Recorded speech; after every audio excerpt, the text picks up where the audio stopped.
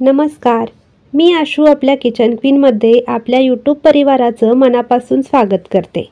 आज आपण संक्रांती स्पेशल तिळाचे लाडू कसे बनवायचे ते पाहणार आहोत। बऱ्याचदा तिळाचे लाडू बनवताना पाक कच्चा राहतो किंवा बिघडतो।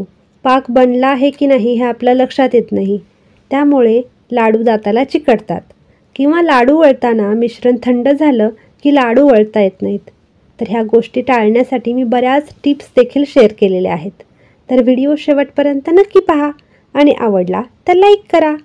आणि हो, आपल्या किचन क्वीनला सबस्क्राईब करायला मात्र विसरू नका बरं।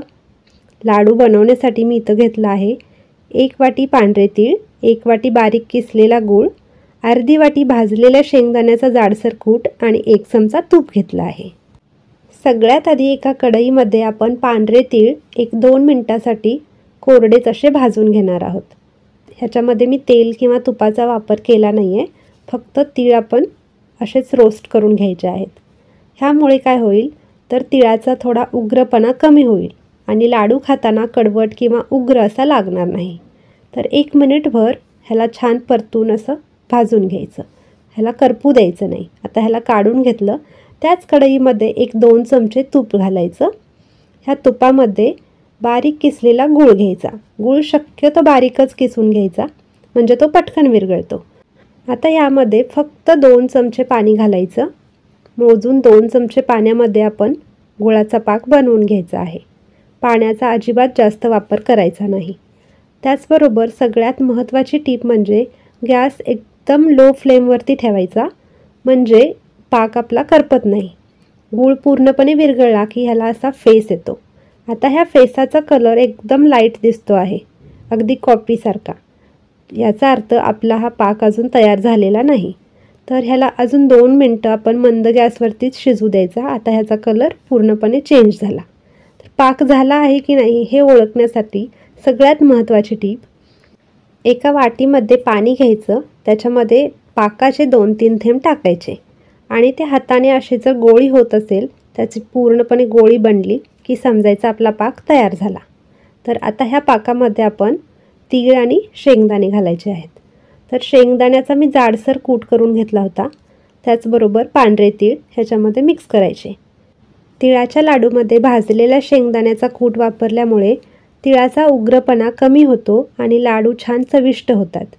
तर आपल्याला हे मिश्रण व्यवस्थित मिक्स करून घ्यायचं आहे। सुरुवातीला आपल्याला असं वाटेल की पाकाचं प्रमाण कमी पडेल की काय, गोड कमी होईल की काय, पण अजिबात नाही। 1 वाटी तिळासाठी 1 वाटी गुळाचं प्रमाण अगदी परफेक्ट आहे। हे गोड कमीही होत नाही आणि जास्तही होत नाही किंवा हा पाक देखील कमी पडत नाही। तर हे छान मिक्स करून घ्यायचं। आता गॅस बंद करायचा आणि आता आपण लाडू वळायला घेणार आहोत। इथे एका पसरट पातेल्यामध्ये मी गरम पाणी घेतलं आहे, त्याच्यावरती आपण ही कढई ठेवायची। आता हाताला पाणी लावून आपण लाडू वळायला सुरुवात करूया। लाडू वळताना आपण तूप किंवा तेलाचा वापर अजिबात करायचा नाही, फक्त गार पाण्याचा हात लावून आपण लाडू वळायचे आहेत। गार पाण्यामुळे हाताला चटके बसत नाहीत आणि लाडू छान वळता येतात। आता तुम्हाला देखील प्रश्न पडला असेल की आपण तळाला गरम पाण्याच्या पातेल्यावरती ही कढई का बरं ठेवली असेल? तर तिळाचे लाडू वळताना बऱ्याचदा मिश्रण गार होतं आणि लाडू वळता येत नाहीत। मिश्रण पुन्हा पुन्हा गरम करून घ्यावं लागतं।